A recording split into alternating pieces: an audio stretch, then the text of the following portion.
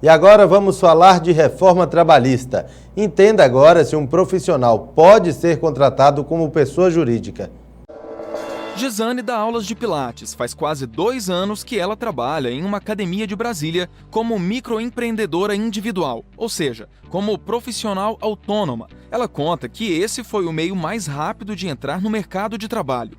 A profissional compara vantagens e desvantagens entre prestar serviço como MEI e ser contratada com carteira assinada. Desvantagem em relação à licença maternidade, no caso eu estou gestante, e a aposentadoria, né?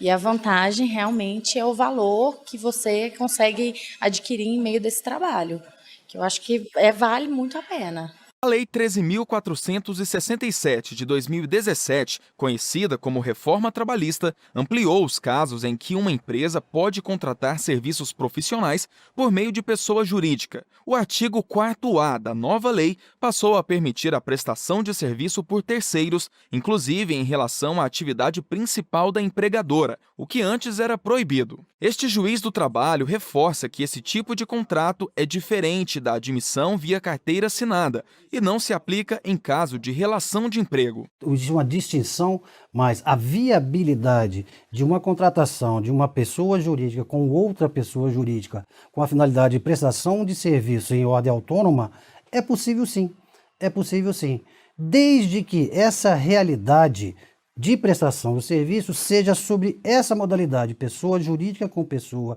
jurídica para um determinado fim, uma representação comercial, por exemplo, é possível, ou mesmo a prestação de serviço, seja para atividade fim, ou atividade meio, ou secundária ou principal, mas sempre voltada com a total autonomia.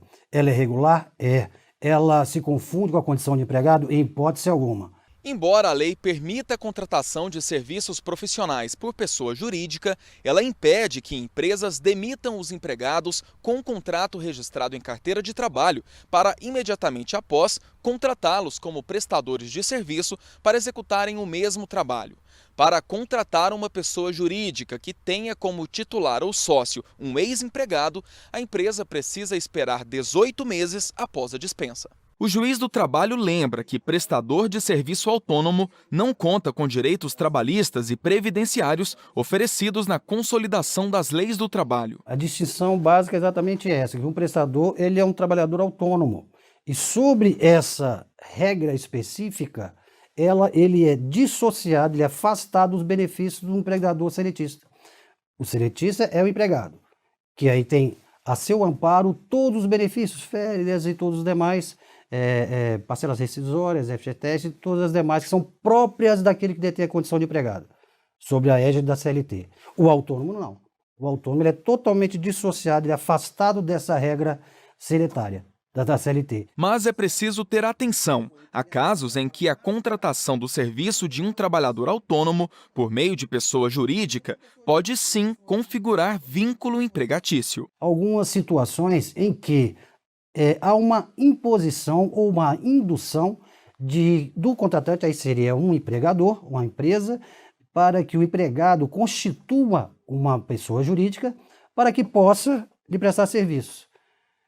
Só que nessa condição, quando ele começa efetivamente a trabalhar para o empregador, ele está totalmente sob o comando ordenatório subordinativo, ou seja, totalmente sob a subordinação do empregador. Ele determina o horário, determina como fazer, o que fazer, reprimenda as penalidades, ou seja, essa a gente chama de pejotização, mas essa utilização como pessoa jurídica para a prestação de serviço, ela veio apenas para mascarar a realidade fática verificada.